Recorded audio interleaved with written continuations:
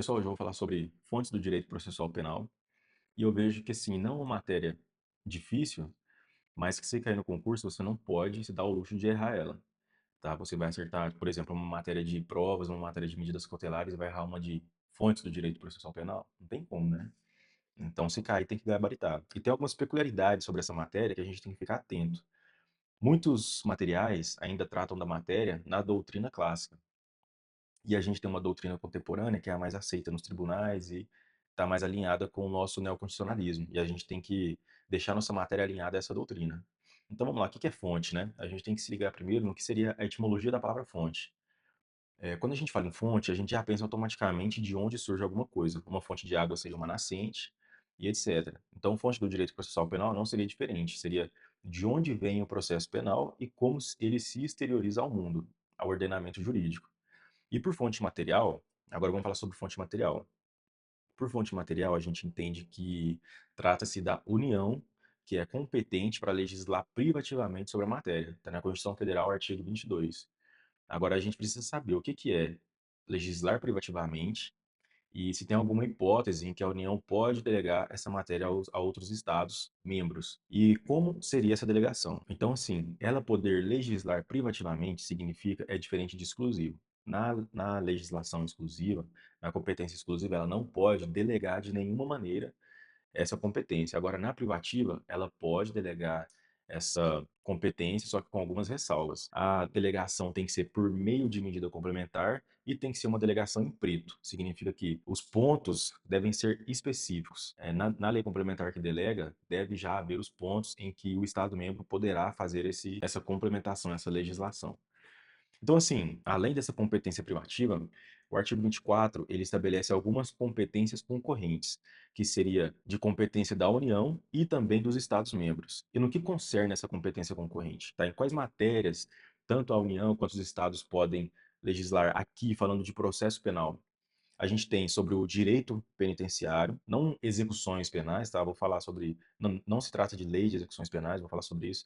E sobre procedimentos. Então, em regra, a competência para legislar sobre processo penal é da União, privativa. Ela pode delegar por meio de lei complementar aos Estados-membros. Só que, em duas situações, ela vai ser concorrente, quando se tratar de procedimentos em matéria de processo e em matéria de direito penitenciário. Agora, o que seriam esses procedimentos? Quando a gente fala de procedimento, a gente está falando de rito, ordem dos atos processuais, esse tipo de coisa.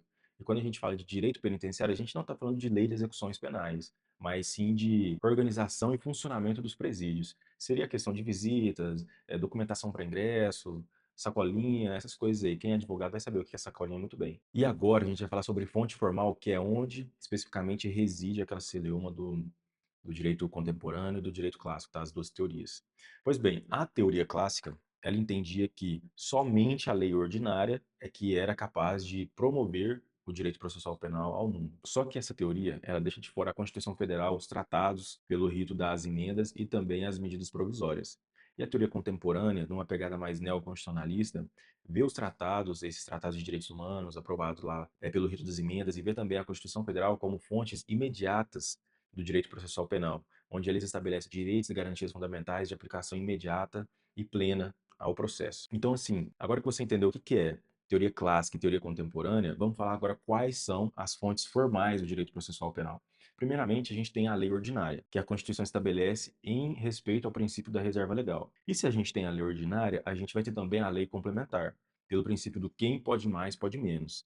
Então, a lei complementar, por ter um procedimento mais rigoroso do que a lei ordinária, ela também pode dispor sobre regras de processo penal. Só que, muitas das vezes, ela não é usada justamente pelo procedimento mais dificultoso. Então, além da lei ordinária e da lei complementar, temos também a Constituição, os tratados de direitos humanos sobre o rito das emendas, que nessa pegada mais neoconstitucionalista, e também das medidas provisórias. Agora, a medida provisória é importante a gente observar algumas questões aí, porque apesar da Constituição vedar a utilização de medida provisória para tratar sobre essa matéria de processo penal, o STF entende que será válida quando a medida provisória for benéfica ao réu. E por que que essa medida provisória ela vai ser uma fonte imediata e não mediata? Porque ela é um ato normativo primário com força de lei. Agora vamos falar sobre as fontes formais mediatas do processo penal. O que se entende por fonte formal mediata? São fontes que não criam o direito processual penal, mas elas estabelecem vários paradigmas interpretativos e integrativos. Quais são elas? A gente pode falar da jurisprudência, costumes, doutrina e princípios gerais do direito. A jurisprudência, ela tem um papel muito importante porque ela traz conformidade ao direito processual penal. Isso significa que ela tem um papel conformador. O que conformação significa? A conformação diz respeito à modelagem no sentido da norma já existente. O intérprete não supre lacunas, como na integração, mas sim define alcance, conteúdo e limite dessas normas. Diferente do que a gente vai ver como acontece lá dos princípios gerais do direito e dos costumes, que ela já tem um papel de integração. Os atos administrativos também, quando complementam uma lei processual penal através de decretos e resoluções, permanecendo no processo ainda rígido pela legalidade estrita. Então, os atos administrativos, quanto decretos e resoluções, eles não invadem a competência legislativa. Então, não há nenhuma ofensa ao princípio da estrita legalidade. E os costumes, né, que têm uma função integrativa e hermenêutica de atribuir sentidos a expressões do procedimento. Então, para resumir, nas fontes formais, a gente vai ter jurisprudência, atos administrativos, costumes, doutrina e princípios gerais do direito. Jurisprudência, ela traz uma conformidade. Os atos administrativos regulam as leis sem violar o princípio da estrita legalidade. Os costumes, eles têm uma função integrativa e hermenêutica. E os princípios gerais do direito, que têm uma função interpretativa, integrativa e crítica evolutiva. Agora, sim, para diluir um pouquinho aí de qualquer dúvida que vocês possam ter entre conformidade e integração, vou resumir aqui. Conformidade, quando o STF traz algum limite a uma norma ou interpreta de uma determinada maneira, ele traz conformidade quanto ao alcance, aos limites daquela norma. Não é igual à integração, que é utilizada para suprir alguma lacuna quando não tem legislação suficiente para aquele caso concreto. Então a gente tem que ficar atento a esses pontos para não errar na hora da prova uma questãozinha besta sobre fontes do direito processual penal. E eu vou deixar aí na descrição o resumo do meu caderno, para vocês anotarem aí caso tiver alguma dúvida. E no mais, se inscrevam aí para acompanhar os próximos vídeos e a gente se vê por aí.